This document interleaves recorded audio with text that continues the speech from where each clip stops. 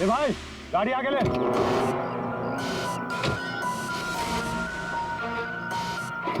बोला ना तुझसे, गाड़ी आगे ले तो आगे ले। अरे भाई कैसे आगे लूं, गाड़ी खराब हो गई है ना। प्रॉब्लम बाद में देखना, धक्के मार के आगे लो पहले।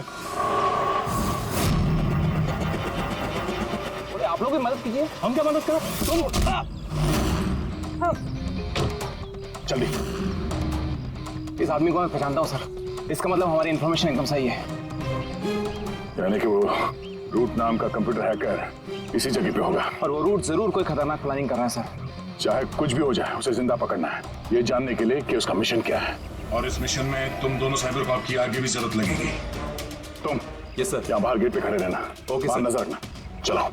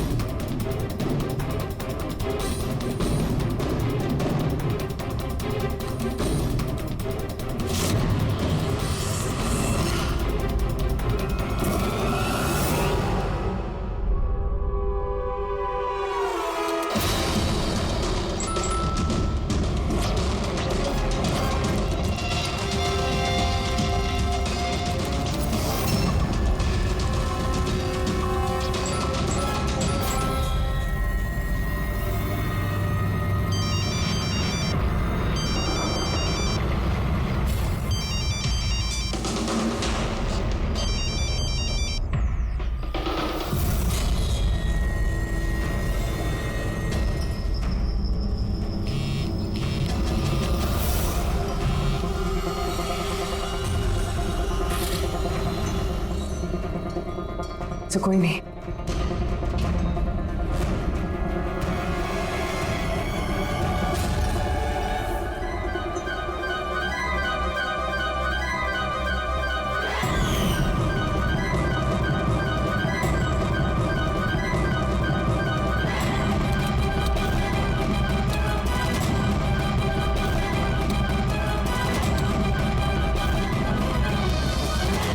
आप रेडी? सर सब जगह देख लिया, यहाँ पे कोई नहीं है। खबर तो गलत नहीं हो सकती, यहीं कहीं होना चाहिए। चलो देखते हैं।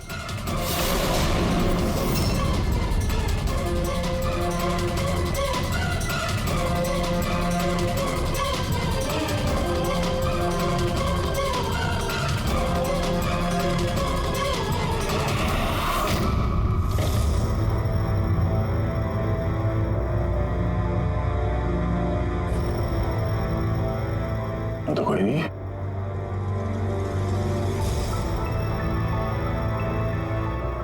चेहरा अभी भी गर्म है, लगता है यहाँ पे कोई था अभी। मगर सर एंड मौके पे भाग कैसे निकला?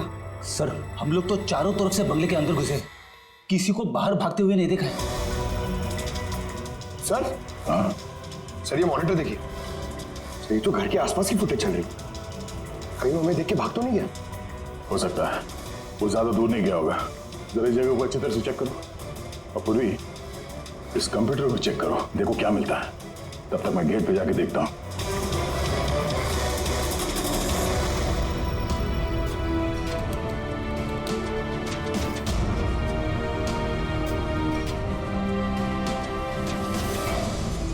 महेश,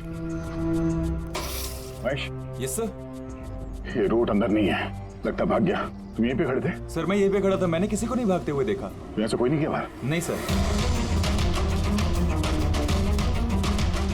मेन गेट से तो कोई बाहर गया नहीं, पता नहीं ये रूट कहाँ से चला गया। सर बाहर पीछे की तरफ एक गेट है, शायद वहीं से भाग गया होगा। सर वो कंप्यूटर पासवर्ड प्रोटेक्टेड है, ब्यूरो ले जाना पड़ेगा। सर ये रूट जरूर अपने उसी खतरनाक मिशन को पूरा करने में लगा होगा। ये रूट को किसी भी हाल में जल्द से जल्द ढूंढना होगा। एक मिनट, पूरे घर में कहीं भी ये कारपेट नहीं है, और यहाँ पे कारपेट रखा हुआ है, उसके ऊपर ये स्टूल। जरा हटाओ इसे। सर यहाँ पे खुफिया दरवाजा। बड़ी तुम यही रहो इनके साथ, हम लोग अंदर देखते हैं।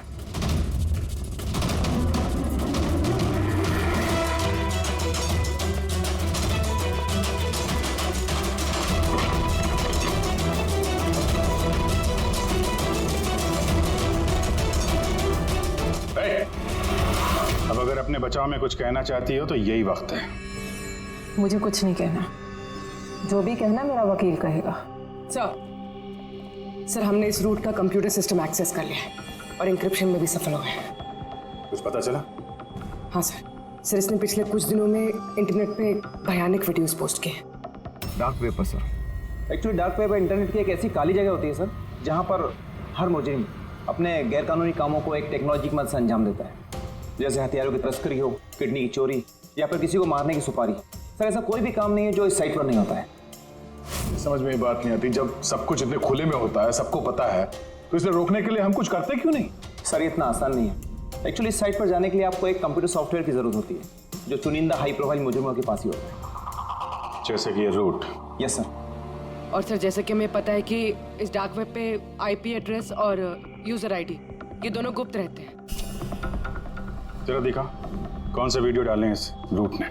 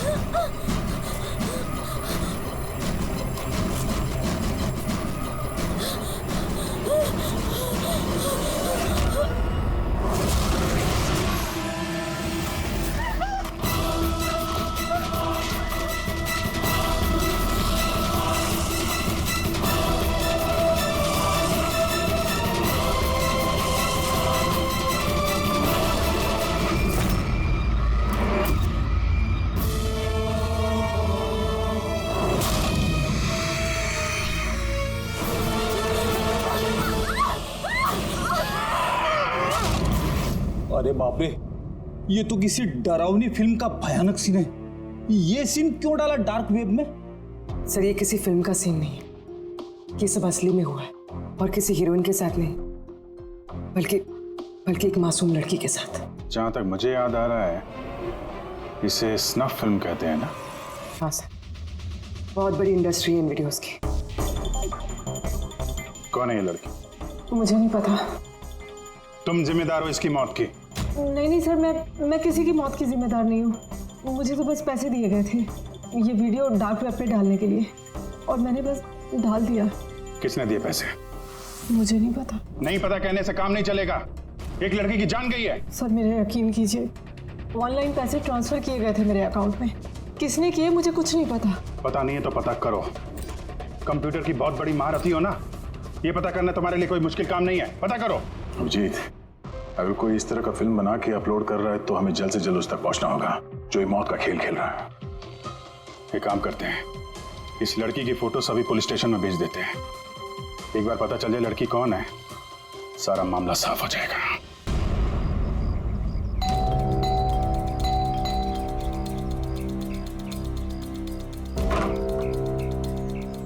जी कहिए, किससे मिलना है? ये रिया का घर है ना? हाँ, मैं उसका पापा। आइए।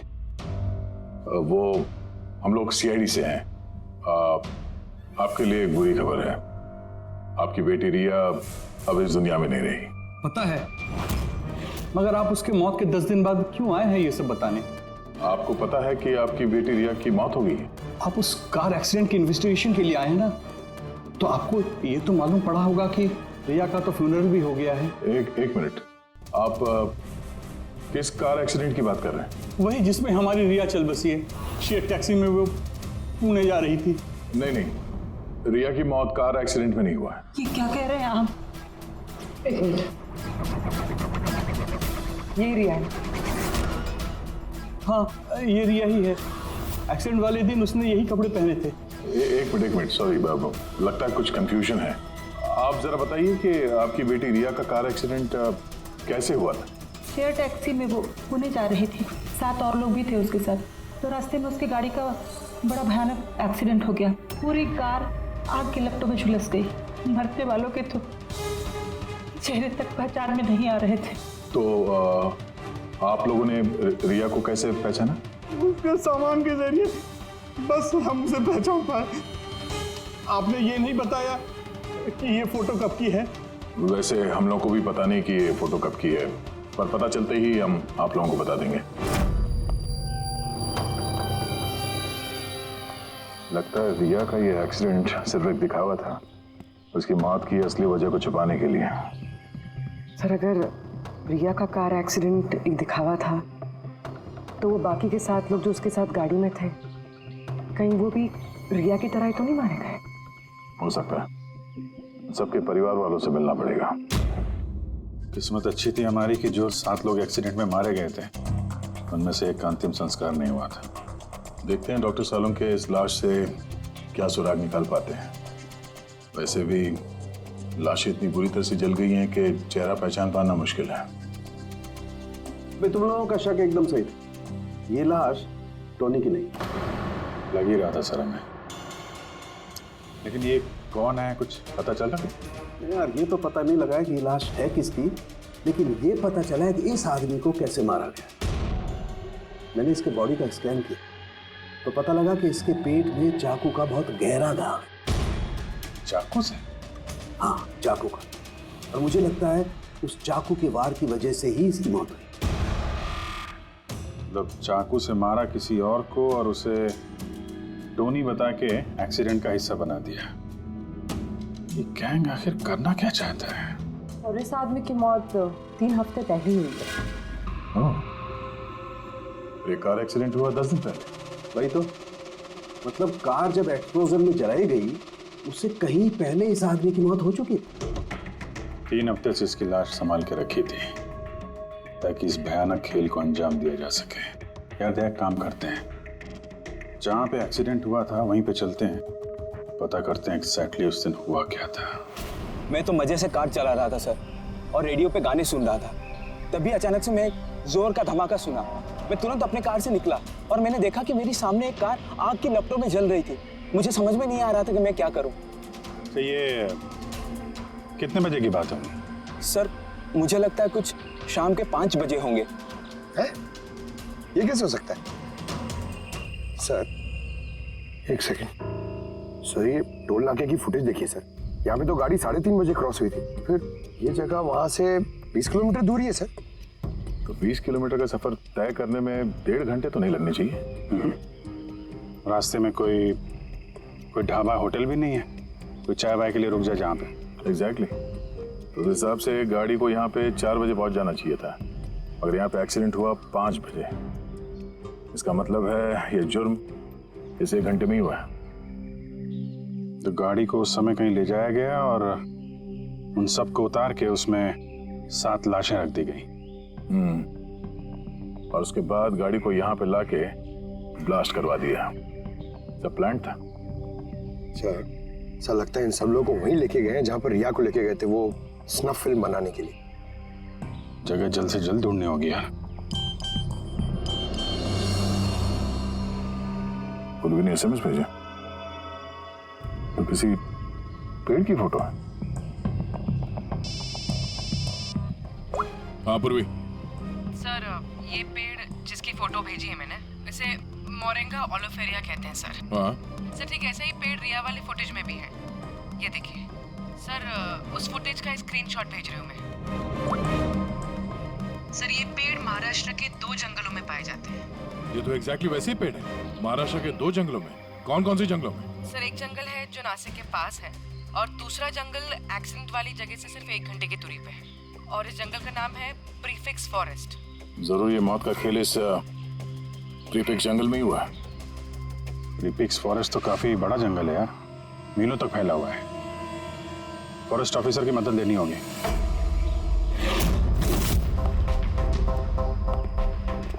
इस जंगल में ये सब हो रहा है, यकीन नहीं होता। क्या आपकी इन्फॉर्मेशन पक्की है ऑफिसर? पक्की नहीं होती तो यहाँ तक आते नहीं हम लोग। आप बताइए, कुछ हाल फिलहाल में ऐसी कोई घटना आप लोगों ने कुछ सुनी हो, कुछ देखी हो, जंगल के अंदर कुछ हुआ हो? बिल्कुल नहीं, और अगर ऐसा कुछ होता तो हम जरूर उस पर ध्यान देते। चलो कोई नहीं, फिर भी अपनी तसल्ली के लिए एक बार हम जंगल देखना चाहेंगे। श्योर। वैसे सर आप लोग पूरा जंगल देखना चाहेंगे? क्योंकि मीलों तक फैला हुआ है ये, इसमें काफी वक्त लग सकता है। नहीं नहीं, हम पूरा जंगल नहीं देखेंगे।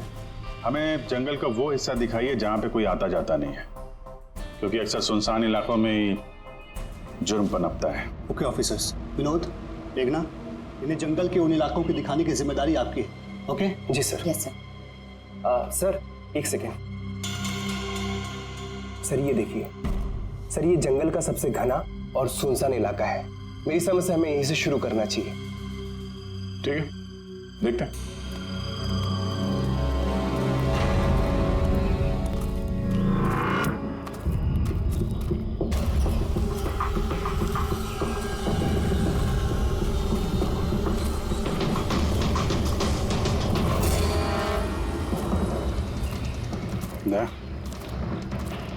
यहाँ पेड़ पे देखा?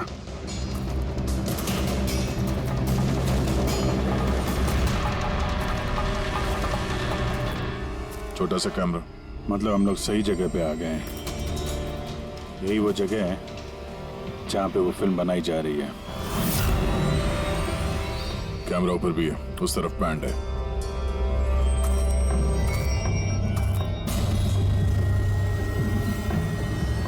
शायद इस कैमरे से कुछ पता चले उनके अड्डे के बारे में। नहीं अभिजीत, ये तो हाई एंड वायरलेस कैमरा है। इसके जरिए पता लगाना मुश्किल है कि इसमें जो स्टोर्ड फुटेज है वो कहाँ से ब्रॉडकास्ट हो रहा होगा, और इस जंगल में पता नहीं और कितने कैमरास हैं। देखते हैं, आगे शायद कोई कैमरा मिल जाए जिससे कुछ पता चले।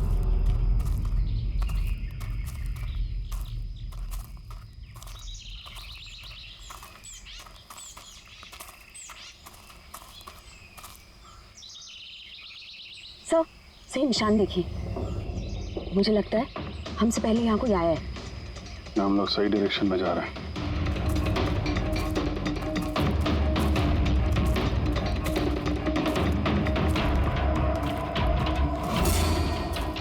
सर ये निशान यहीं तक है। सर इसका मतलब उनका अड्डा यहीं कहीं है।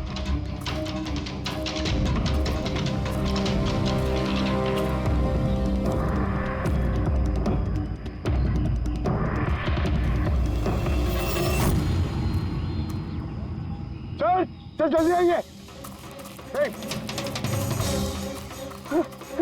एक मिनट, चल।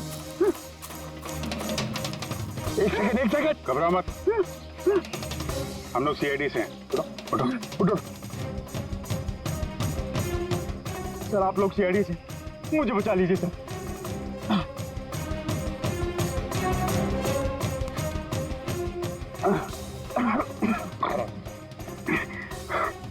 यहाँ फंस कैसे गए तुम?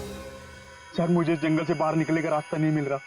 सर उस खूनी ने एक एक करके सबको मार दिया। तुम लोग यहाँ आए कैसे?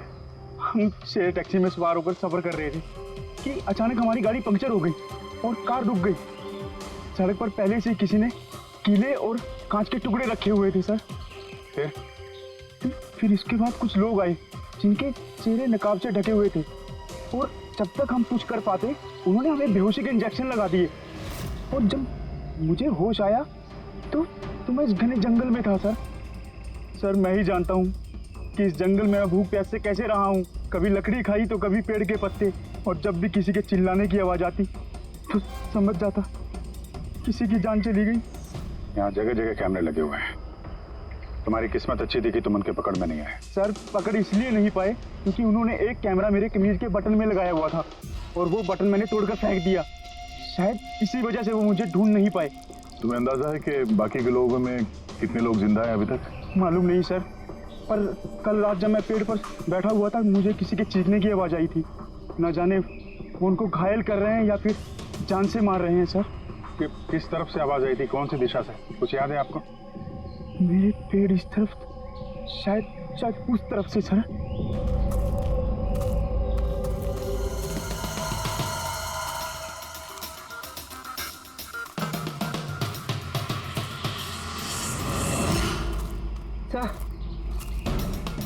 खून।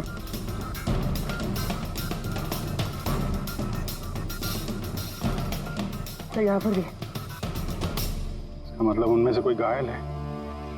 किस तरफ गया होगा? सर, ये देखिए, खून के कुछ निशान इस तरफ भी जा रहे हैं। इस तरफ भी खून का निशान है और इस तरफ भी, दोनों तरफ है। दोनों तरफ देखना पड़ेगा। पंकज, पूर्वी, तुम लोग इधर देख लो, हम लोग इधर देख लेते हैं। विनोद, तुम इनके साथ जाओ और हाँ, हर आधे घंटे में अपडेट देते रहना, ठीक है? आप आइए।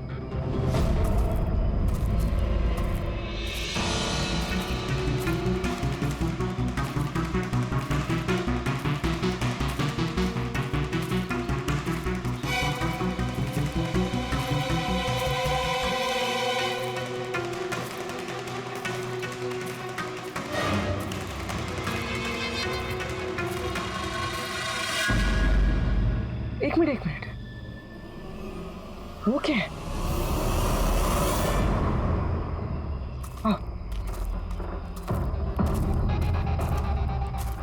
घर, शायद घायल विक्टिम ने यहीं पर पनाह ली हो।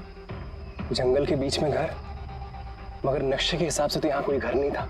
हो सकता है ऐसे फिल्म बनाने वालों को ऐसे लोकेशंस की जरूरत पड़ती है ताकि उन्हें कोई ट्रैक ना कर सके। हो सकता है उस घर में जो घायल आदमी है वही मुजरिम हो सकता है पंकज, और ये भी हो सकता है कि आगे और भी कैमरास लगे हों। होशियार रहना।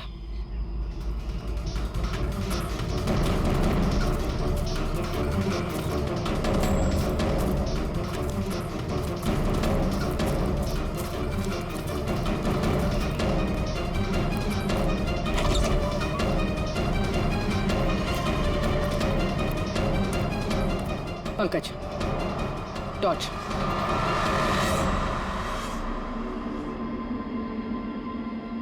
ये घर तो एकदम हिंदी फिल्मों की डरावनी पिक्चरों जैसा। ये देखो, उस घायल विक्टिम को यहीं पर लाया गया है। वो आवाज सुनी? अंदर से आ रही है।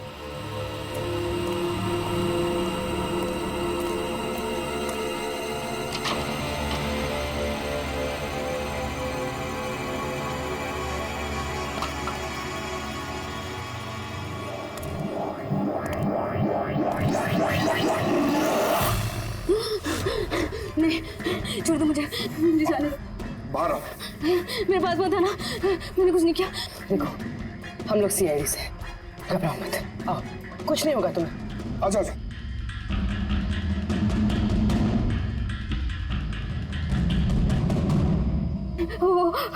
वो यहीं पे, वो यहीं पे। अरे पूर्वी, ये लाइट कहाँ से आ रही है? पंकज, मुझे कुछ दिखाई नहीं दे रहा। अरे पंकज सर, पूर्वी मैम, पंकज सर।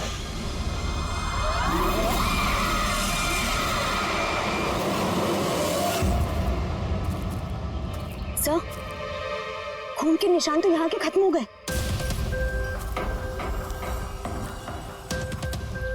ऐसे कैसे हो सकता है? घायल आदमी अगर यहाँ पर आएगा तो यहाँ से अचानक कैसे गायब हो जाएगा? शायद वो मुजरिमों के हाथ लग गया यहाँ इस पॉइंट पे पहुंचने के बाद। हो सकता है। पता नहीं मोहित के अलावा और कोई है जिंदा कि नहीं। 1 घंटा हो गया तो पूर्वी और पंकज का कोई फोन कॉल नहीं है।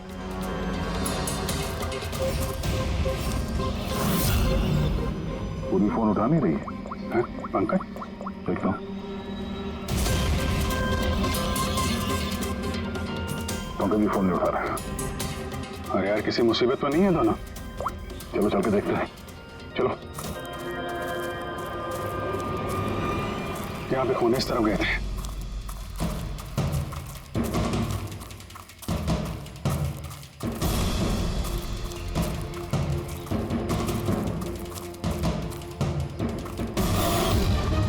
घर के अंदर शायद कोई हो। अंदर जाके देखता हूँ। ठीक है, तब तक मैं यहाँ बाहर देखता हूँ।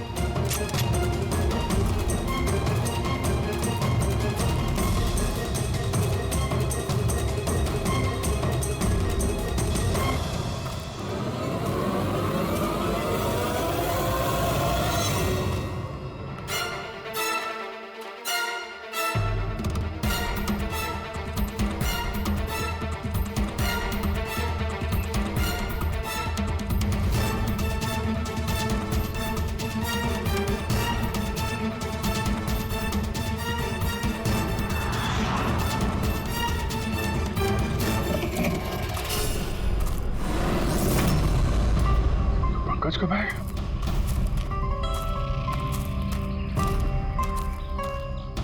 पंकज?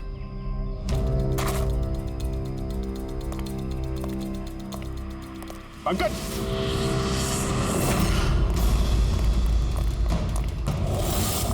पंकज? पंकज? पंकज? कैसे? उठो, उठो, सर, उठो। क्या हुआ? हाँ? सर वहाँ पे वो घर में गए थे सर। वहाँ पे एक लड़की थी सर। हाँ। सर बात ही कर रहे थे सर। पता नहीं एकदम से इतनी रोशनी आई सर कि कुछ दिखने नहीं, कुछ समझ में नहीं आ रहा था। वो घर से जैसे जैसे मैं निकला बाहर शायद यहाँ गिर गया सर। पता नहीं कुछ समझ में नहीं आ रहा सर। एकदम चक्कर आ रहा है। और पूर्वी विनोद वो कहाँ है? सर वो लोग पता नहीं सर, अंदर थे बाहर निकले पता नहीं सर। Oh no. क्या हुआ क्या तुम्हें? ये ठीक है।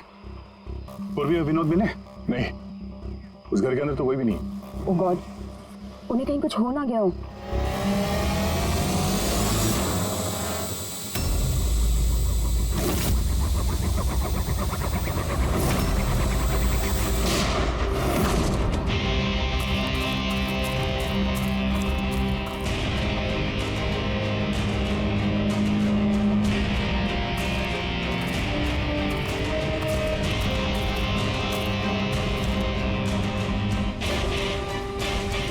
ये सब तो बड़ा मुश्किल होता जा रहा है। हमें वापस जाना होगा। चलो। क्या मतलब? देखो दया, हमें ये नहीं मालूम है कि अपराधियों की तादाद कितनी है, कितने कैमरे लगा रखे हैं यहाँ पे, कितने हथियार हैं उनके पास। ऊपर से हम पे हर वक्त नजर रखे हुए हैं। अभी फिलहाल हम उनसे मुकाबला करने की तैयारी में नहीं है। और पूर्वी उसे यहाँ पे अकेला छोड़ के चले जाएंगे हम? यार दया देखो, पूर्वी उनके चंगुल में फंस चुकी है। हम उसको बचाने जाएंगे तो हम भी नहीं बच पाएंगे। अभिजीत क्या हो क्या गया तुम्हें? कुछ याद है सीआईडी में हमें पहले क्या सिखाया था? यही कि सबसे पहले अपने साथी को पीछे मत छोड़ना, चाहे वो जिंदा हो या मर चुका हो। अरे यार हर लड़ाई रूल बुक के हिसाब से नहीं लड़ी जा सकती। हमें यह भी सिखाया गया था कि प्रेजेंस ऑफ माइंड का इस्तेमाल करना अलग अलग परिस्थितियों में। आई एम सॉरी, तुम्हारे इस थॉट से मैं एग्री नहीं करता। I am sorry. तुम्हें जाना है तुम जा सकते हो, बिना पूर्वी के मैं यहाँ इस जंगल से बाहर नहीं जाने वाला। जिद मत करो दया, हमें यह भी नहीं मालूम है कि पूर्वी जिंदा है कि नहीं। अभिजीत वो एक सीआईडी ऑफिसर है, इतनी आसानी से हार मानने वाली नहीं है। वो बेचारी अकेली लड़ रही होगी उन मुजरिमों से, और अब जब उसे सबसे ज्यादा जरूरत है हमारी, हम पीठ दिखा के भागेंगे यार। ज्यादा जरूरी यह है कि जो लोग उस गिरोह के कैद में नहीं आए हैं उनको बचाया जाए। और तुम्हें पूर्वी की इतनी परवाह है तो जिद मत करो, मेरे साथ चलो। हम लोग अच्छी प्लानिंग बना के वापस आएंगे। चलो। इसे हो क्या गया? सर अभी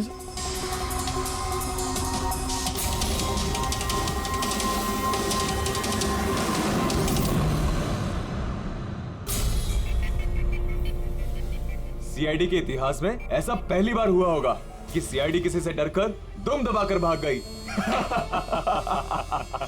हाँ सर, पहुंच गए आप? हाँ बस उसी जंक्शन पे रहिए, हम लोग आते हैं वहां पे। अरे सालुंके सर, आप यहाँ? मैं यहाँ।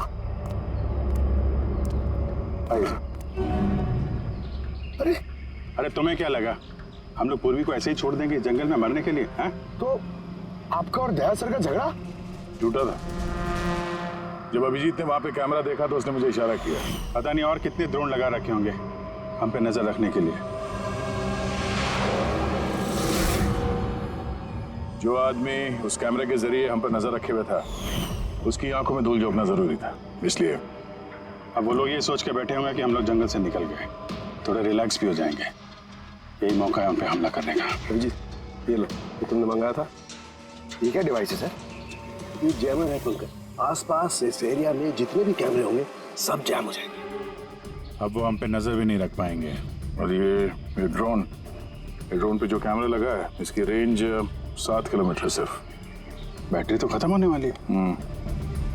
इसका मतलब अगर हम इसे नहीं पकड़ते तो ये वापस उनके अड्डे पे जाता बैटरी बदलने के लिए। जरा आईपैड निकालना, नक्शा निकालो उसमें।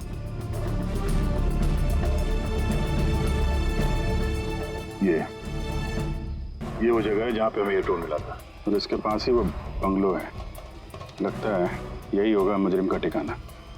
तो चलते हैं, चल के आज़ाद कराते हैं पूर्वी और बाकी जो जिंदा बचे हुए लोग हैं उनको। चलो। नहीं सर, आप मेघना और मोहित आप लोग यहीं पे रुकिए, हम लोग देखते हैं।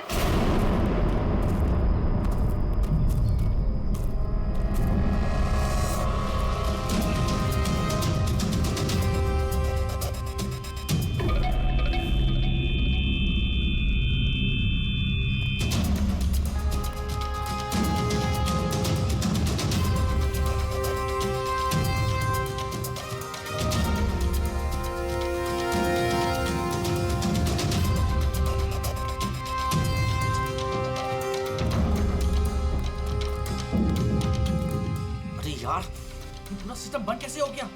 देख ना कुछ। जैसे आवाज आ रही है। कैसे हो सकता है पूरा सिस्टम?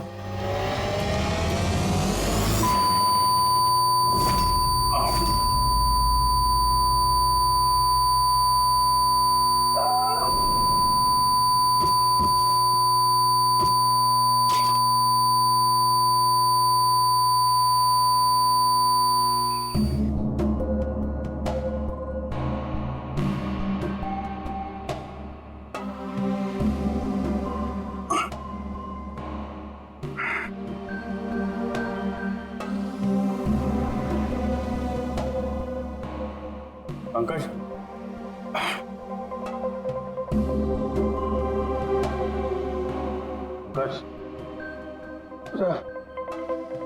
हमारे स्वागत की पूरी तैयारी कर रखी थी इन लोगों ने।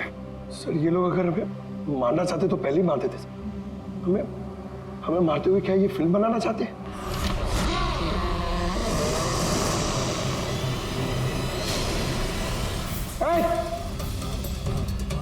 सच जाओ, सच मैं हूं पंकज। पूर्वी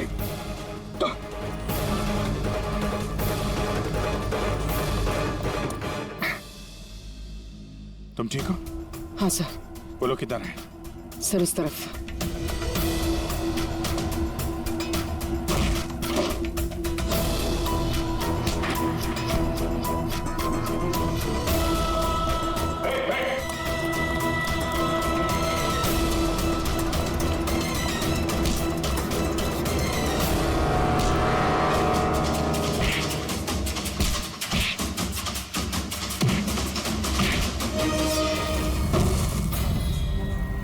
सर चल चल।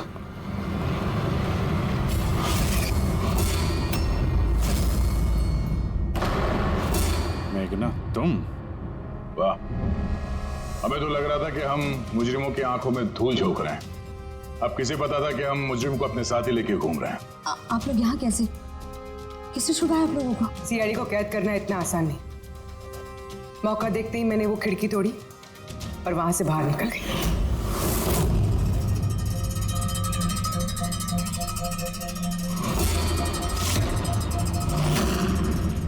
और उसके बाद मैंने उन्हीं लोगों का पीछा किया जिन लोगों को तुमने भेजा था मुझे ढूंढने के लिए। और फिर मैंने उस नकाबपोश आदमी को देखा और उसका भी पीछा किया।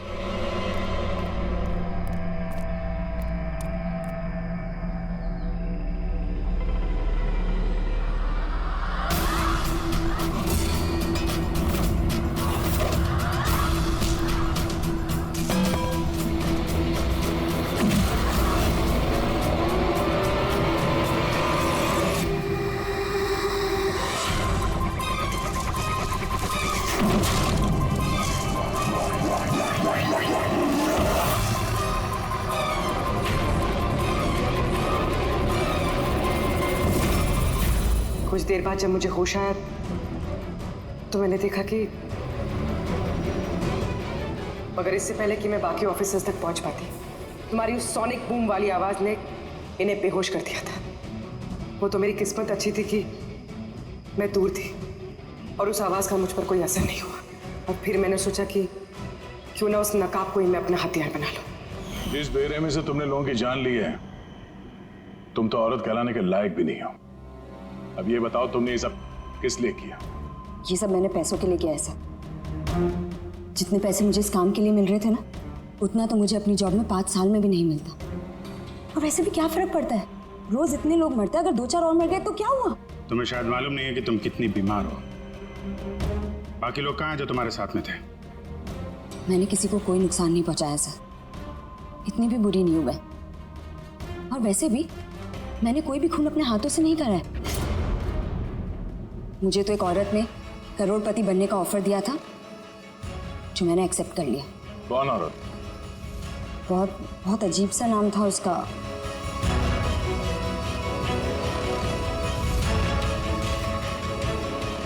रूट। रूट?